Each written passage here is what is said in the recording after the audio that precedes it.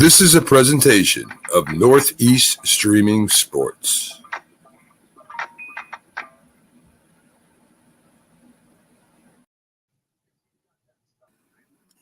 Good morning. You're listening to the Mac and Jack Sports Show on Northeast Streaming Sports.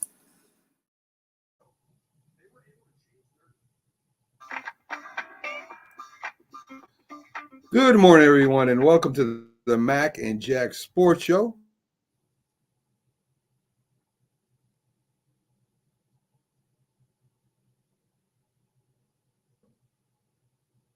It's a little delayed, so there's nothing I can do about it. But anyway, guys, welcome to the Friday edition of Mac and Jack Sports Show. I'm your host, Mac, with your co-host, Jack Hirsch. And as every Friday, we got him in early again, our NFL analyst, Byron Williams. We'll have Keith Engel up here in about a half hour. So good morning, guys. How you doing? Hey, good morning, fellas. Good morning. Good morning. Byron's in a very happy atmosphere being in Texas with the Rangers winning the World Series and the excitement there. Yeah, I mean, it's going crazy. Even my two little grandsons going to the parade today. They're expecting over 300,000 or 400,000 people, and it's gonna be fun. The Rangers, people are getting excited. I'm not going nowhere downtown, but it's gonna be good to have the parade. And I got two. I had a football camp yesterday morning. I want to tell you guys this. I had a football camp yesterday morning talking about 150 kids, and I was telling these kids it was two guys that's in the Rangers organization. One guy named Brian Nephew. He's director of the business partnership with the Rangers. I coached him from the first grade through the sixth grade, and he ended up getting a baseball scholarship at the university I went to, UT Arlington, and he's with the organization. He's going to get a World Series ring. And another guy, me and his dad grew up. He was drafted by the Yankees in 2015. His name is Kendall Coleman. He's with the scouting department. He's 28. So I'm happy for those guys. I know them personally. I talk to them all the time. And it's good to see that, the Rangers organization from top to bottom, it's going to be a lot of happy people over there. So it's nothing like winning a World Series. So he's a Super Bowl. So I'm excited for those guys as well. Well, if I'm not mistaken, that's their first World Series win, correct, Jack? If I'm not mistaken. Yeah, they came so close a dozen years ago. They were like 1 out away, and the series got away from them against St. Louis, so desperately close to winning, and they drove through. The Rangers did it a different way. A lot of people, they did it the common way that people put down, I should say, with free agent signings and trades. There's a school of thought you should build from within the farm system, but the Rangers made, some great moves on the free agent market. Corey Seager, Simeon they got there. They traded even Jordan Montgomery, Chapman from the Yankees. Well, Chapman didn't come directly from the Yankees. I'm talking like a Yankee fan. But they got a number of players elsewhere. Even Jacob deGrom, who really wasn't part of it. He was a free agent signing, didn't play this year really because he got injured. But just think of it, all the money they shelled out, and the deGrom signing withstanding, it worked out for the Texas Rangers. So we congratulate them. Yeah, they won. They won 5-0. Simeon with a big game, 2 for 5, 2 RBIs. Nathan Eovaldi, 6 innings. Nathan Eovaldi, another guy from another team, former great Red Sox pitcher. 11 consecutive wins on the road. Yes. The Rangers winning the World Series is the big news, but yesterday, I guess the big news that came over the wire and all in the sports world was the passing Mac of Bobby Knight. What are some of your recollections, guys? Both Mac and Byron and Bobby Knight. Well, some of the guys I have that I know that played for him. I know him and Bill Parcells became real close throughout the years, and they had a great relationship. So, to me, I thought Bobby Knight was a perfect coach. I mean, I understand throwing chairs and getting guys in the game, and sometimes, some players need to be addressed the way that he addressed them. But he's a legend in my eyes, and I just know that he's going to be dearly missed. But he changed the game of basketball, I think. Well, Coach Knight, let me just say something. on the coaching tree, Bill Parcells was Bobby Knight's assistant at Army for a little while. It's a basketball coach, ironically, for a little while. And think of Bobby Knight's attitude at press conferences, the way he's very short, just to the point. Bill Parcells imitated Bobby Knight, and Bill Belichick imitates Bill Parcells. Yeah. So that Bobby Knight effect was passed on really from to Bill Parcells to Bill Belichick, and maybe a couple of others a little that way indirectly as well. But the Bobby Knight was really a lightning rod. You could say both good and bad, but talking as strictly as a coach, masterful in-game coach, masterful strategist. I mean, he's the guy who, when we talk about coaching tree, even in basketball, the amount of coaches he turned out, like Coach K, legendary, coach at Duke, was a Bobby Knight assistant, and chances are wouldn't have achieved what he had if it wasn't for Bobby Knight giving him that type of opportunity. But he could be a very difficult guy. Let's be honest about it. A very difficult guy. He would have these temper tantrums that would go big over, in public. And some people would feel he harassed his players too much, but that's for his players to comment on, not so much us. Reporters and him would at times have a controversial relationship. A close friend of mine, Bernard Fernandez, who for many years was a reporter for the Philadelphia Daily News, he told me, and he posted also late on, an interaction he had with Coach Knight, where he was at a party for another coach in Philadelphia. He was one of two reporters, but he wasn't there to work. He was there as a friend of the coach. And Bobby Knight just found out he was a reporter, Bernard Fernandez, and walked over to him, not knowing him, and he started insulting him, just putting him down. Wow. And it didn't go over too well. So on a personal level, Bobby Knight could be very, very difficult, but he was a great coach. And I noticed a pattern with Bobby Knight. He cared an awful lot what people would think. Bad press bothered him a lot. And he wanted to be perceived in a very good way. So he would always have this attitude. It was him against everyone else. And that, of course, sets up a confrontation. Good morning, Jason. Glad to have you with us, Jason. And Byron, before you go, let's do the whole story. Bobby Knight didn't know he was a guest there. He thought he was there as a reporter, and he was kind of looking out for his friend who was hosting the party. He didn't realize that reporter was there as a guest. He thought he was there as a reporter, and he said, "Well, we can't get away from these guys. Why are you at this private party?" No, Mac. He was told Bobby Knight by the other coach, "No, Bernard is my friend." After the interaction, he told him that, because I read the post too, Jack. After the interaction, the host came to Fernandez's defense and said, "Listen, he's not here as a reporter. He's here as a guest." Bobby Knight didn't know that in the beginning. So he was assuming, which he probably shouldn't have, he was assuming that this reporter was there working. He did not know he was there as a guest till after the interaction. But anyway, Bobby Knight was a very strong-willed coach, very hard-nosed, wouldn't make it in today's league at all. Well, Bill Belichick can, because they had listen, there's a way to be tough on players, and there's a way to deal with the media today. Bobby Knight, that's why Bobby Knight never got another job, to be honest, was because of the way he handled his players. Well, at Indiana, Indiana eventually let Bobby Knight go. And Indiana was painted as the villain, but Bobby Knight would have these behavioral outbursts. And he was commanding a little too much power on campus. Even when he went to another school, he went to Texas Tech. He insulted the school president. He bumped into him somewhere. You do that, you should get fired. If you start sometimes they need to be insulted. I've been trying to bring football back to UTA all these years, and the presidents and the athletic directors, they don't understand the game of football or understand sports anymore. So sometimes at the university, you get some of these nonsense people in there, and I can understand Bobby Knight approach to them. So I can see it both ways. That's what I want to say. Yeah. Listen. Bill Parcells, hard nosed.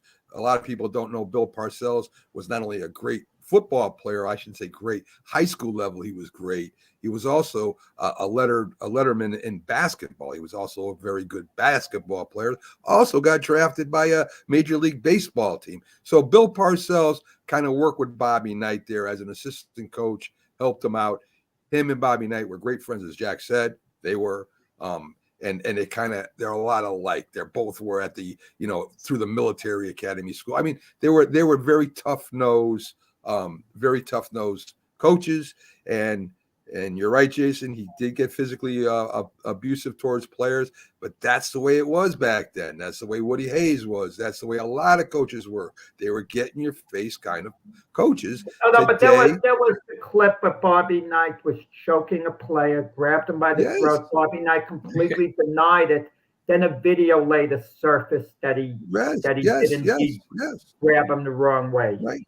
And Woody Hayes got into it, punched another player. I mean, the coaches back then were very hard nosed. And guess what? You talk to the players like Byron Williams with Bill Parcells, and a lot of people with Bill Parcells, probably Bill Belichick too, probably Bobby Knight too. They loved the guy. They loved the guy because they pushed him to be the best they could be. Most of these guys became successful. Vince Lombardi was no nice guy either. So, I mean, it was just a different era. And you look back at it today, and people like Jason and other people, and they're right what they're saying.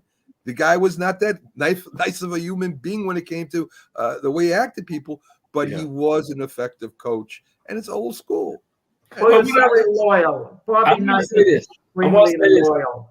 Yeah, I want to say this about Bill Parcells. He was not nonsense.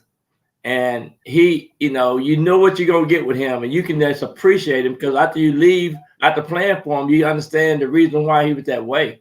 And it really helped you with moving forward in life. So I just think, iron sharpened iron, and that's what those guys are about to me.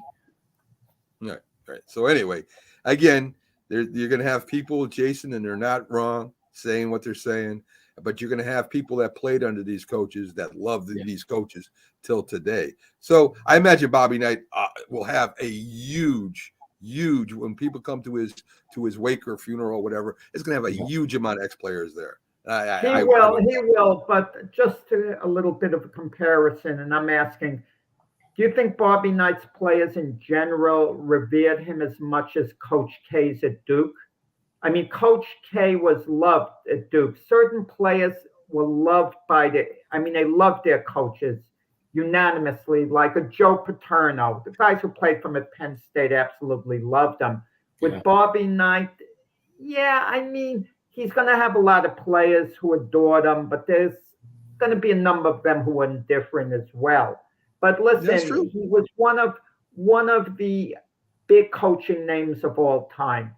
A great coach. What he did on the court, leading Indiana to 3 national championships, then having success later at Texas Tech, and great coach, compelling personality, and very loyal. If he felt you were 100% loyal to him, he would be 100% loyal to you, and he would go out of his way for you. I heard Dick Vitale say, they asked him once, if you were stuck in a foxhole, who would you want next to you? And he said Bobby Knight, because he'd find a way to get me out. He would stick with me all the way. And that says, a lot about the type of individual Bobby Knight was. Good morning, Rick. Glad to have you aboard. And I agree. I agree with that 100%. My hard-nosed coaches helped me out too. But of course, my dad was even harder than them. So that's why I ended up the way I am. Get that whoop out on you, your dad. Pop that butt. Pop. My dad always told me I never use a belt or stick because I want you scared of me, not the belt or stick. So that's how he was. Anyway, let's get to last night's game. Pittsburgh beats Tennessee. Of course, with that Pittsburgh defense, you're always in the game. Kenny Pickett has an okay game. He throws 19 for 30 for 160 yards, 1 TD. Jalen Warren had the big rushing game for them. Dante Johnson had a good day receiving for him. He got 1 touchdown. Levis had a good game for his second game. He had good stats. He 22 for 39, 262, 1 interception. Derrick Henry had a big game. But again, when you go to play in Or Pittsburgh, 75 yards rushing isn't a big game, Mac. Let's not get carried away. Listen, Well, they had 101 101 last week. 17 carries, 75 yards. 17 carries. What's wrong with that? No, but what's it's not a big game. What do you mean a big game? A big game, a guy's when rushing you for when you 150 pick up yards when or you whatever. pick up 75 yards hard Against nose the against the Steelers. Pittsburgh Steelers defense, I think it's a big game. How He's got about the a touchdown. solid game? He had a solid solid. game. Let's All right, compliment it. we'll use Okay. He had a big game. adjective. Good down. Okay, I could buy that. A great game. Okay. Anyway, Pittsburgh But I do goes want to to say 5 this. and 3. I do want to say Go this. ahead. Good. Jim Jericho did pick the Steelers. I picked the Titans. So I want to say that. So right now he started the week off right. Jim, it's an exhibition game Thursday night. We don't give our picks. They're exhibition games. It's like Yes. I just want to let y'all know. it doesn't mean anything that So- Jeff Coates claiming after the fact he got the game right. Well, I just want y'all to know before y'all talk to Jim. He said Steelers. I said the Titans, and I thought the Titans were gonna win 2 in a row, but he did pick the Steelers, and I usually go with the Steelers at home. Jeff Coates, for those viewers who don't know, he has a record in the picks: 6 wins, 25 losses, and 1 tie. I couldn't hit the mute So, button fast I mean, enough. I couldn't hit the mute button fast enough. Jack, let's wait till Sunday. Let's. And you wait know till what? Sunday. He don't know nothing about the punch spread, so that's his excuse. So yeah. Okay. Max So anyway- breaking out on that. Anyway, folks. Yes, he did. Rick. I'll tell you. I want to thank Rick. I'll take a second here and thank Rick Sherlock. He is with Northeast Streaming Sports every show. Rick. I mean, I want to send this. I'm going to send Rick something here in the near future. I want to get his email and send him something because he is with every Northeast Streaming Sports show there is. Jason, I love you too. I mean, you're with us too, but Rick is on every show. He's unbelievable. It doesn't matter what the show is. Hey, Anyway, maybe we'll slap Rick in Jim's place or something. I don't know. Anyway, You go let's get get on. Let's get on to some NFL news. The Raiders they fire Josh McDaniel and the GM David Ziegler. I think everyone knew this was coming. I think it was. There's something wrong over there with that ownership. I don't know what it is. I mean, they're paying Gruden still. They're going to be paying this guy. A few years more. Oh my God! And it's. I spoke to Jim about this, and before I think it was on our new show, Northeast Professional Sports. Are the Raider fans even interested anymore? The old Raider fans, do they even care? And if they do, I feel so bad for this fan base that they moved Oakland Raiders all around to begin with. They stay with the Raiders. They go to Vegas. And they just stink. And I mean, the Giants might even stink more than they do. So I'm not personally putting down the team. I'm just saying, being a Raider fan and how great this organization was at one time in the 70s and early 80s, it has totally spiraled out of control, Byron. I mean, yeah, absolutely. What's going on over there? Honestly, what are they? I mean, you can't fire. Listen, I don't like the head coach either. But if you keep firing a coach every 1 year or 2 years, you're never going to get it together either. Absolutely, and this kind of, I guess the people want just that guaranteed money, but you got to have, it's a lot involved, and the bottom line, you got to put some winning products on the field, but for some reason they just don't have the locker room experience. They don't have leaders. I mean they at each other's throat. I mean, it's so much confusion over there with the Raiders. It's just sad. I just hate it for the fans because they deserve more. Like you said, they've been all over LA and back up to Northern California, and now they're in Vegas. So it's just one thing after another with them. Well, they didn't want to fire. Mark Davis did not want to fire John Gruden because of the controversy that went on, behind the scenes. I'm not going to get into with Gruden. His hand was kind of forced to move on from Gruden. So then they had Rich Bisaccia, the interim coach, who did a tremendous job, led the Raiders to the playoffs where they played a solid game when they got eliminated. And the players loved Bisaccia. They wanted him to return as the full-time coach. So what does Mark Davis do? He lets him go and hires Josh McDaniels. And Josh McDaniels clearly didn't work out. The Raider players reportedly were semi-celebrating when he was let go. And this is Josh McDaniels' third head coaching opportunity, 2 officially, and I can't see him getting any more. It didn't work out with the Denver Broncos. Yeah. And then he accepted the Indianapolis Colts job. They offered it to him, and then he backs out at the last moment from the Colts job after they offered it to him, after he interviewed for it. And now this third job, a head coaching job with the Raiders, doesn't work out. I think we're going to find, there's a good chance we're going to find Josh McDaniels back at New England. We reportedly, had a good relationship with Bill Belichick all along. Where would he coach? Where would he coach? I don't know. Bill O'Brien's the offensive coordinator, so I don't know what the deal is. Maybe be a quarterback's coach or something. I don't know McDaniels' relationship with O'Brien. They've been on the same staff before. If it's good, they can transition them back to New England.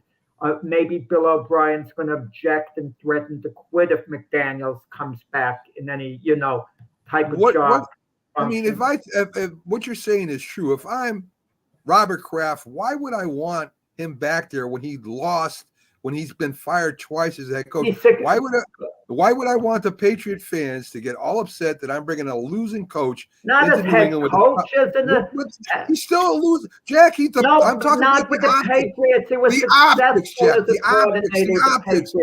optics, Jack. Listen to me. The optics. I know he's not a bad offensive coordinator. I'm saying the optics of this. New England's having problems already, and you're going to bring in a coach that just got fired from the Raiders. Why would they do that? Because he's popular in New England. The fans would embrace him. Oh, man, I don't know about that. With the Patriots. I don't know about that, Jack. I think too is he don't have a good relationship with some of the players. You can hear some of the players talk about it, and that to me, you got to have a great relationship with your players, especially the guys that got the names. But it's just to me, I feel that what I started with, I'll come back around to. I mean, if I'm a Raiders fan, I'm pretty much, that's it. I'm done with Las Vegas. That's stupid anyway. They're in Vegas. Well, let me ask you guys this question, okay, both of you. The interim coach is Antonio Pierce, former Giant, linebacker, and he's been a linebacker coach for the Raiders. Right. And for him to take over as head coach, what does he know about the Raider offense per se? He knows something, through practice, of course, but he's not that knowledgeable. He's just been asked to motivate the Raiders. How prepared can the Raiders be against the Giants? There are 2 ways to look at it. They're not going to be that well prepared, and the Giants are going to do really well against them. Or maybe the Raiders are going to be so fired up on emotion that's going to override everything else. That's an intangible that I can't completely figure out. I first of all, Antonio Pierce has been a coach for a lot of years, and he was pretty good middle linebacker for the Giants at the time, so he knows a little bit. He's a very fiery guy. The Raiders will rally around it. All players rally around a new coach. That's just something that happens. The question is quarterback. You got Garoppolo, who's going to be benched, and then you got the new rookie guy coming in. So O'Connell, yeah. I don't. Jack, I think it's going to be a lot closer than people think, and I hope the Giants. If I think Jones is starting, I'm not sure. There's no definite on there. He's cleared. He's starting. Yeah. He's cleared. I don't know. I really don't know. And we just got rid of Leonard Williams, who went to Seattle Seahawks. A great job by the GM. As a matter of fact, the way he handled it with him, he had a meeting with him. He asked them. He told them that Seattle, it's a playoff team. Would you like to go there? I mean, he handled it like he was discussing with him instead of the Seattle Seahawks. Great job by Schoen. But we lost Leonard Williams, a very good defensive lineman, motor running, played hard, good against the run, decent against the pass. We're going to miss him a little bit, but he has a chance to go somewhere with Seattle. Well, a great move by the Giants, because Leonard Williams' contract was up at the end of the year. and the Giants probably weren't sure what type of contract they might give him moving forward. They might not wanted to invest really big money in him, so there was no guarantee they'd re-sign him, and they got a second-round draft pick and a fifth-round draft pick for a guy who's going to be a free agent at the end of the year. A magnificent move by Joe Shine, the Giants GM. And you look what the other league players like Sweat and Chase Young, got in exchange a second round, and for Chase Young, the 49ers a third rounder. Yeah. Okay. Sweat got a second rounder from the Bears, and his contract is, out over at the end of the year, and the Bears feel they can re-sign him. What's interesting with Pete Carroll and the Seahawks, he could have gotten Chase Young for a second round pick alone easily, and not even given up the fifth rounder. And because Chase Young ultimately went to the 49ers for a third rounder, he may have gotten them for a third rounder, the third rounder and a fifth rounder, and kept the second rounder. And I'll tell you guys, looking at it very objectively, as much as we respect Leonard Williams' run stuffing ability, Chase Young is the better player. Chase Young, has more upside. He has more stardom to him. He's a savage pass rusher. I know there have been injury issues, but if he's healthy, he can affect the game more than Leonard Williams can. Byron, Yeah. let's get you. Yeah, I was gonna say Chase Young too. I think he started doing his own little thing at Washington, and so one of the things some of these players got to remember: you need to be coachable.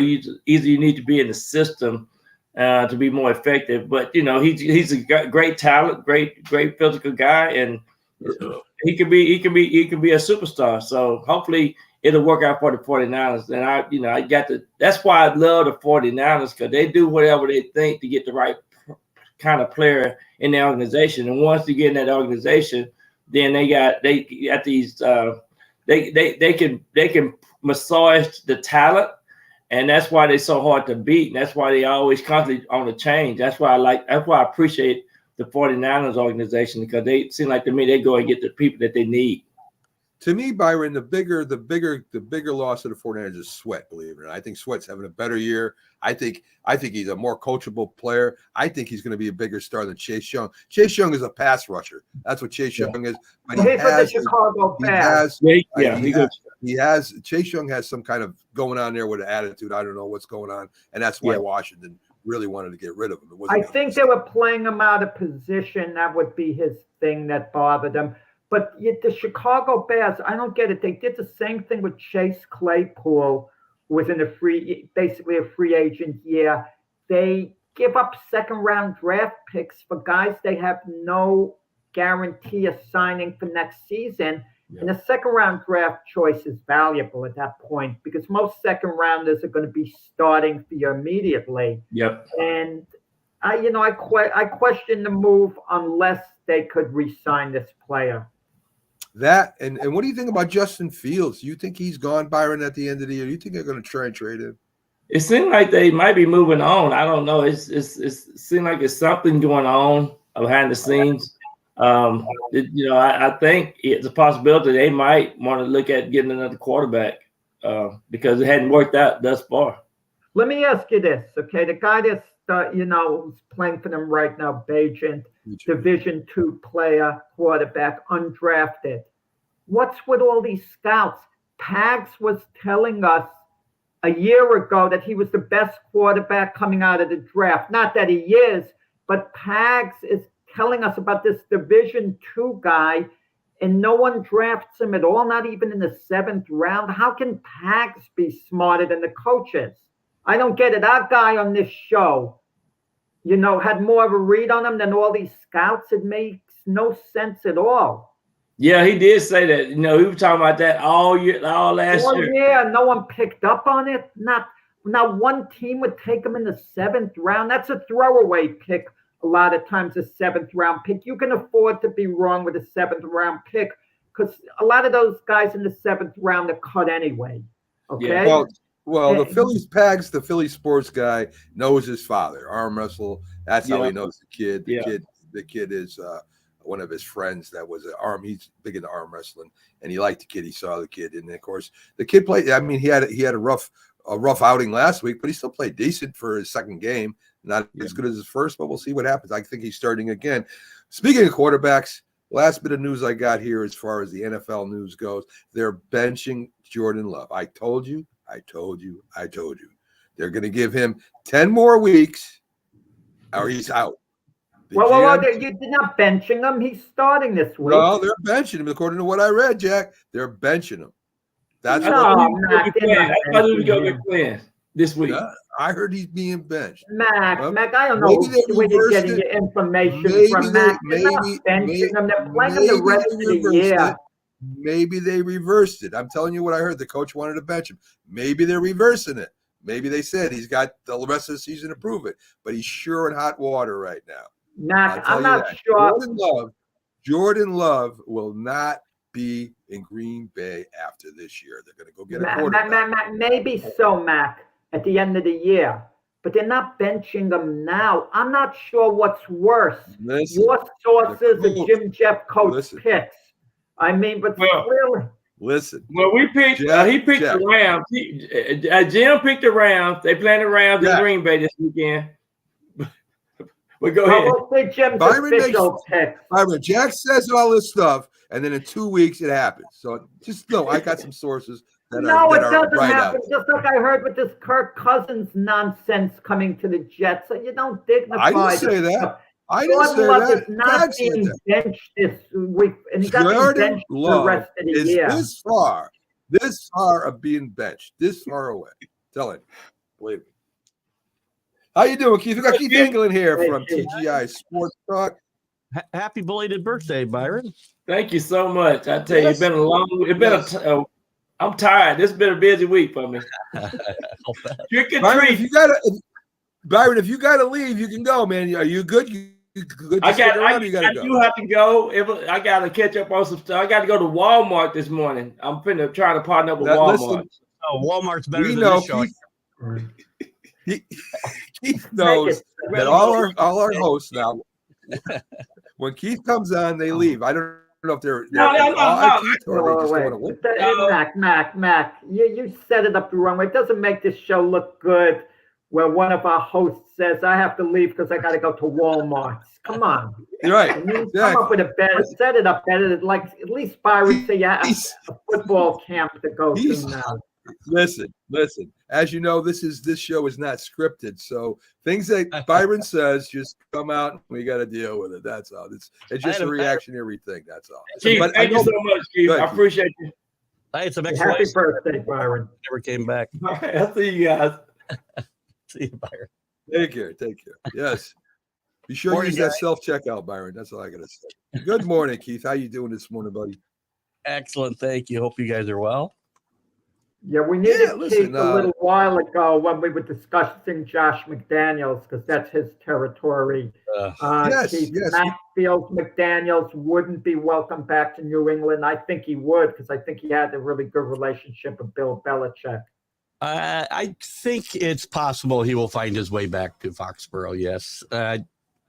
Depending on how the rest of this year goes, we'd be looking for a new offensive coordinator anyway. So, and he's come back twice before. So Keith, let me ask you what I was saying to Jack. The optics Bill's there. for New England Patriot fans to have a coach that was just fired because he helped mess up the Raiders, to bring him back. Do you think the fans would go for that? I would. Wouldn't it- Yes. Wouldn't it? He's been Wouldn't it a add? offensive coordinator. Some guys just aren't good head coaches, and Josh McDaniel's one of them. He's a great coordinator, but he's not a good head coach. I don't think the optics look too good. That's all I'm saying, Keith. I think it's like Judge. Judge goes to the Giants, screws up, no good. Well, we'll take him back on the Patriots. Listen, That's how what it good looks was like. how good was Mac Jones in his rookie year? Pretty good. Who was his offensive coordinator? Josh McDaniels. Byron brought up the fact that some of the players don't have a good relationship with him either. Well, a lot of those players may not be around either. So, and maybe Bill Belichick won't be around to make that decision either. So, That's true. one thing I will tell you, he won't be the head coach of the New England Patriots. I'll tell you that right now. Okay. All right. So, Keith, I guess before we start the college preview, I want to get your opinion on Bobby Knight. Okay, Bobby Knight passed away, as you know. A lot of people. I mean, he was a great coach at Indiana, brought him to championships, did pretty good at Texas. A very Hall of Fame coach. A lot of coaches, as Jack mentioned, that were underneath him went on to be successful. But a lot of people have a big problem in the way he treated people, kids, reporters, and just that he was a bad guy in general. Well, he's a very polarizing figure. Obviously, people either loved Bobby Knight or hated Bobby Knight, and a lot of his players, at least the ones he didn't put his hands on, I guess, will speak wonderful things about Bobby Knight and what he's done for them during their college career and afterwards. He could be a petty guy. Him and Mike Krzyzewski had a falling out over something petty years ago, which I think they made up before Coach Knight died. Look, he's an old school coach, right? And you can't coach that way today. He could not coach today because kids are offended if you even look at him funny. So, I don't think he could make it today. But I think Bob Knight was a great coach, a great builder of character in young men, but a flawed man, obviously, So I don't think he's a bad person overall. I think he just couldn't control certain parts of the emotions at certain times. He even had one incident on the sidelines with an African-American player where he kind of like whacked him on the behind, and there was a big uproar. On the next game, Coach Knight bent over so the player could whack him the same way, I don't know whether the player minded it all because this is probably a certain bond he had with Coach Knight, but it created a backlash. There always seemed to be controversy. One of the things with Coach Knight, the influence he could have had, with the story in the draft when Michael Jordan came out, he recognized Jordan's talent. He said, "This is the best player I ever saw." He had Jordan on his Olympic team in 1984. Yep. In Portland, who was going number 2, Houston picked Olajuwon number 1, the way they should have. And he told the Portland GM, "Take Jordan at number 2. And the Portland GM said, "But we need a center." And Knight said, "Play Jordan at center. Just take him." And Portland didn't take Michael Jordan. And we know what happened. Yeah, we all know the rest of that story. Sam Bowie broke every bone you could possibly break. And Jordan went on to do what he did. So bad move for the Portland team, that's for sure. Well, it wasn't as bad. It was terrible for the Portland team. But keep this in mind. They eventually traded Bowie for Buck Williams, who was one of the better forwards in Portland Trailblazer history. And they went to the finals one year. So that slips under the radar. But no comparison to the Jordan miss. That was one of the worst misses in sports history. Sure, absolutely, for sure. Actually, if you haven't seen the God, I can't remember the name of the movie now. There's a movie about Air Jordan, the way that the whole shoe thing came about. I think it's on Apple TV. It's really, really good. If you get a chance to watch it, it's really interesting to watch. All right. So Keith, let's get on to the college preview and who's playing in the top 10 and get you some of your thoughts on this. Of course, Georgia, number 1 Georgia is going up against Missouri. I heard this might be a tough test for Georgia. It could be. Missouri's playing really well. They've only lost one game. They lost to LSU in a game they were in control of, but their defense is just not very good. I think they're getting double digits here, 12 or 13 points, maybe 2 touchdowns in some places. Missouri, I think, can play with them. I don't think they'll win this game. If you want to bet it, I'd bet the over here because I think there'll be a lot of points scored. Missouri's a point scoring machine, but their defense is not very good. I like Georgia to hold on here. Close game. Now, Missouri's one of the big surprises this year. If they should go into Georgia and win, they still got games at Tennessee and I think Ole Miss, but they control their own destiny, basically. If they were to win out, they'll go to the playoffs. It's going to be a very tough road to go, though. Well, the movie is called Air Keith. I think he meant just Air Keith. I think I don't think it was Air Keith is the name. Oh, no, I think Air is the name of the movie. Yes, right. Believe me, nobody ever called me Air Keith. I can tell you that right now. My brother this. Oh, Lord. Anyway, Ohio State, number 3 Ohio State against the Rutgers. I don't see Ohio State having too much of a problem with them, Keith. No, I don't think they will. Rutgers has had a pretty good year, though, really. Greg Schiano's done a good job in his second time around there getting them back, but they can't play with the big boys in the Big Ten. I agree with that. Number 4, Florida State's going up against Pitt after they just got destroyed by Notre Dame. Florida's a little bit better than Notre Dame. I don't know. Maybe Pitt bounces back. Maybe they're ticked off. I don't know. No, this isn't a good football team. The only game, I mean, they played a good game and beat Louisville a couple of weeks ago, but Pat Narducci's probably going to lose his job there. I would think at Pittsburgh. He's got to be on a hot seat. They're not playing very well. They got 2 wins all year. And like a lot of the schools, they were once a great team. I mean, you had a lot of great players that went on to unbelievable pro careers. So another team that's kind of fallen by the wayside. USC is going to have a tough time with Washington State's defense, I think, Keith. At least we'll see what happens. If Caleb Williams plays his tail off, maybe USC has a chance. We'll see. Well, they may have to score, 60 to win this game because, Washington's going to score.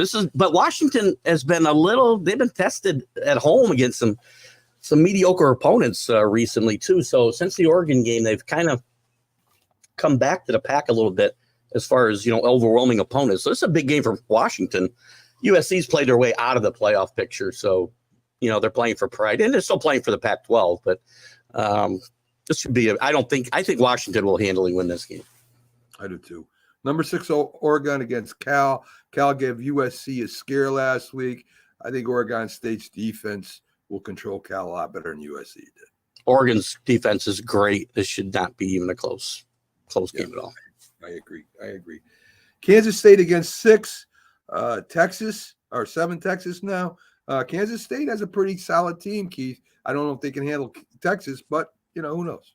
Kansas State has come around the last few weeks. They started the season kind of slow. They lost to a couple of ranked opponents early in the season, which puts their record only at 6-2. But they're a dangerous team. Remember, they were very good. They won the Big 12 championship last year. Yeah. And there's a lot of kids back. Their coach is good, and this team's playing as well as anybody in the country right now. So this could be a closer game than people think. Texas gets the edge being at home, though. Penn State against Maryland. Will Penn State continue to spiral a little bit here, Keith? I mean, they got a big game next week. Yeah, Maryland has been a bit of a disappointment in the Big Ten. They got his baby brother there, and he's had a pretty good season, but they haven't played good defense, and they've lost some games they should have won. And I don't think they're going to – I think Penn State will probably win this fairly handily as they look forward to losing to Michigan in a week or so. Agree. Oklahoma, I mean, there's some chinks in the armor there, Keith. Big rivalry against Oklahoma State. Could be an upset. It could be. Oklahoma State's another team that started off slowly. Mike Gundy's got them playing very well here of late. The defense is playing really well. We saw some, as you said, chinks in the armor with Oklahoma at Kansas last week. And this is the last bedlam for who knows how long with Oklahoma leaving for the SEC. They're not going to be able to schedule Oklahoma State every year, and bedlam is going to be placed on hold for a while. So this is going to be quite an atmosphere. I believe Oklahoma State's at home, so I like Oklahoma State in this spot, getting some points at home. All right. Other games that we watch, we got Army playing Air Force. Air Force should win this pretty easily. Army is not really that good this year. They're at number 17. Keith, can they crack the top 10? Can they make it into the 10 slot? Can Air Force pull it off this year before it's over? Possibly. I mean, I think they've got a very good chance of going undefeated in a better than people think Mountain West. It's not a bad league, especially at the top. Air Force has played great football. I love their coach, Calhoun, one of the most underrated coaches in the country in my mind. Can they make the top 10? It's possible if they win out. These teams lose in front of them. They're in an interesting race. They're playing for a New Year's Day bowl game. That group of 6 or a group of 5 spot. Them and Tulane right now are neck and neck really for that spot. So if they win out, they could very well get a New Year's Day bowl game, which would be a big deal out there. It definitely would be. Notre Dame against Cleveland. Notre Dame coming off a big win that was more about their special teams and defense than their offense. Does Clemson have a shot, Keith? Clemson, the wheels are coming off for Dabo Swinney. He blew up on his radio show at a caller this week, and this is the first real adversity I think they've been through. They've been on a gradual decline, the last 3 years. I mean, they've still come out with 10-2 records, 10-3 records. This year, they got a very good chance of going 7-6. And Notre Dame, I think, will go in here, tough place to play in Clemson, but I think they'll win this game. Close game. I think Clemson plays better than they've been playing this week, though. Dabo Swinney actually is correct. I agree with him. With all he's accomplished at Clemson, and they haven't been that bad. They're not in the national championship picture right now. And you say they've slightly declined, but they've still been good. Absolutely. And it's like a case of what have you done for me lately? And I can understand them blowing up a bit. Well, that's the world of college football today, right? I mean, it is what have you done for me lately? It is that. That's it's the atmosphere. And Dabo's getting a lot of heat too, because, and again, I'm not a big fan of the transfer portal, but everybody's using it, and Dabo won't use it basically the way other people use it. And that's why he's starting to fall behind talent-wise from these other top schools. So if he would just change his attitude about the transfer portal, it's here to stay. It's not going away most likely. They could probably turn their fortunes around pretty quickly, I think. Maybe he'll have to, Keith. Maybe he'll not have another choice depending on how this year plays out. I like Louisville. I'm starting to follow them a little bit. They're a really good team. I think they only got one loss. They're playing everybody tough. They're at number 15 right now, Keith, and they're playing Virginia Tech. They're at home. I just like Louisville this year. I don't know why. I like Louisville. They were a good story. They had a bad loss to Pittsburgh, though, a couple of weeks ago, which really took them out of the national playoff hunt. But they're still in play to play in the ACC championship game. They've only got that one loss. It is a league loss. They're tied with Virginia Tech in the ACC standings right now. Virginia Tech's another team that's played better recently. But I think Louisville and Jeff Brom's done a really good job there, coming back to his alma mater. And I think Louisville will win out here. Maybe easily. I think so too. Quick, we'll go over the Pats here. There was no move at the trade deadline. I mean, I didn't really expect anything to happen there. Maybe try to go after a receiver or something, maybe another defensive back, but they didn't do anything that kind of stood pat. They're going against Washington, who got rid of half of their defensive linemen, Keith. Sweat and Young are gone on other teams right now. Maybe that will help your protection out a little bit when Washington comes in. Listen, the Pats didn't play bad last week. They're playing at home. What do you think? Yeah, I think they'll win this game. Washington's, been very up and down this year. And obviously I would think the team is probably a little shook when your team sells, when you're still technically at least in a wild card race. I'm sure Coach Rivera is not happy about the fact that they got rid of these guys when he's trying to save his job. If he could slide in, get the 7th spot in a wild card, he could very well save his job, but not with the teams trading your players out from under you. And the Patriots staying pat. I was a little surprised. They weren't looking to buy. They were looking to sell, and they weren't able to come to terms with anybody, which I'm kind of happy because Kyle Duggar was one of those guys they were looking to get rid of, not because of his play, but because they're going to have to pay him soon. But he's one of the best players on that defense too. I think New England will, Mac Jones has played well. He didn't play great last week, but he didn't play as bad. He had a bad turnover that hurt them, but he's played much better of late as they've kind of simplified the offense for him. They don't let him. Obviously, you can't have Mac Jones just sitting back there and throwing on 3rd and long all the time. That was one of the problems in their bad streak there, is they constantly were getting themselves in 3rd and long, and he just had no chance. So they're throwing the ball earlier in the downs now, and I think their offense has been better. Sputtered against that Miami defense a little last week, but I think the defense on New England has really impressed me, the way they've lost players, but they're really out there battling and playing pretty well. They played pretty well against the Dolphins last week. Couple bad breaks. Yeah, they did. The only thing I'd be worried about is Howell can throw the ball deep, and that's the only thing I would worry about up on the Patriots, like he did against the Eagles.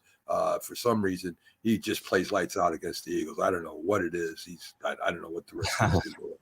Well, I pressure at a quarterback, which is, again, the story for the defense. When they pressure the quarterback, the defense plays pretty well, which isn't rocket science, right? But that helps your secondary against some of those long passes. But I think they'll control Howell pretty well this week. Well, we'll keep you around here for one last thing before we let you go, because Keith's got a show to do. big NBA news. I don't know why. I don't know why this demands that much attention. Because he's in the news all the time. Of course, we're talking about James Harden getting traded to the Clippers. I don't know why the Clippers want him. I have no idea what's going to happen. They're injured all the time. Harden gets injured. I just don't get the whole thing why he wanted to go there and why the Clippers want him to begin with. But Embiid is very happy for him. He said yesterday that he's gone. So what are your thoughts on that? Well, I'm surprised it took so long. Number one, I was surprised they started the season with, that type of situation lingering over the team. That's not a good situation at all. As far as the Clippers go, I don't know why they want them. Do you want to reunite them with Westbrook? I mean, sorry, Westbrook. Shouldn't say Westbrook. That's rude. But that's going to be an awful situation out in L.A. I just can't see any good coming of that.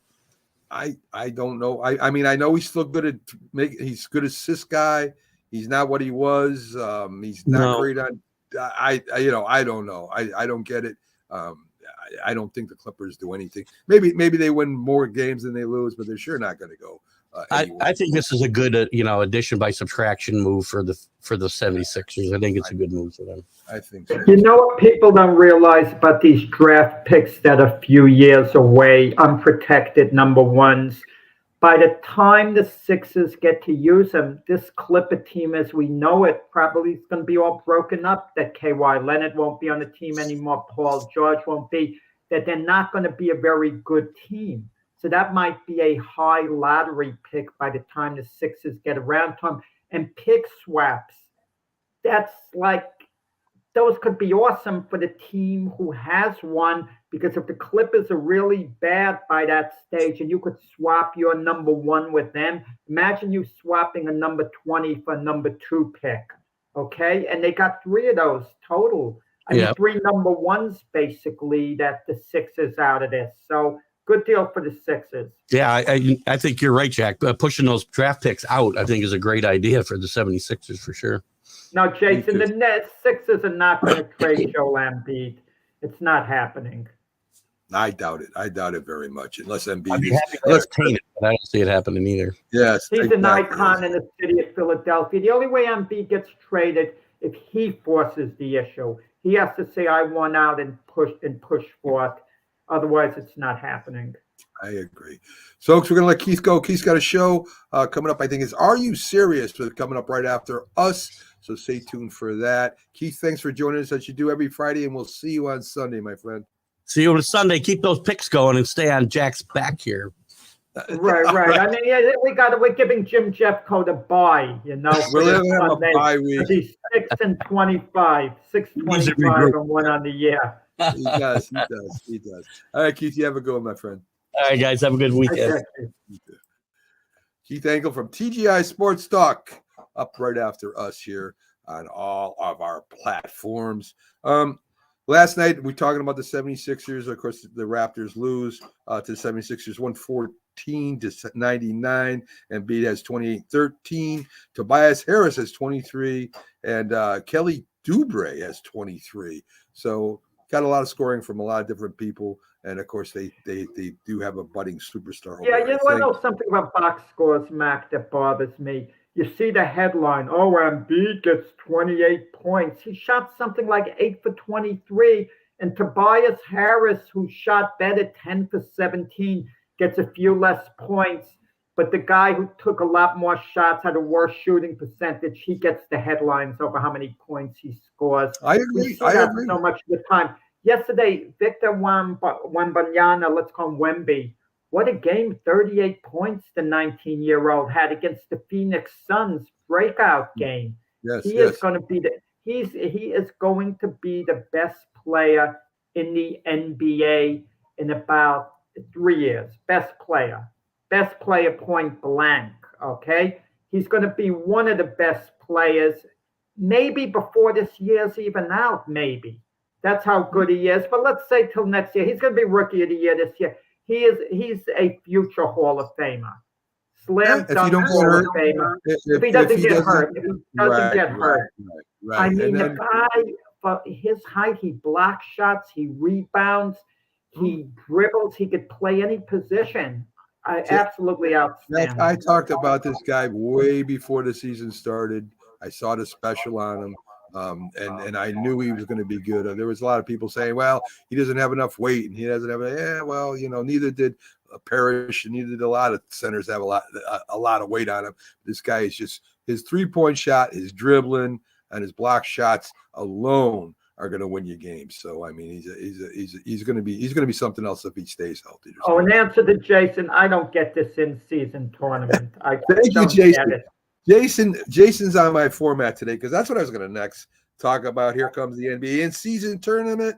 The Knicks in Milwaukee it's like every Tuesday and every Thursday, and the Knicks in Milwaukee started off now, and they got the exploding league and the bang. They got a lot of things happening over there that I don't think anybody understands. I think it's a big waste of time. I think it's just something maybe they're trying to boost the ratings. I don't know, but it is a ratings thing, right? That's the only thing it could be. They're going to have an NBA Cup and a free dinner for everyone that wins. I guess I'm not really sure about the whole thing, but I do know that this is something Silverman really wanted, and now he's got it, and there you go. So the commissioner's happy with that.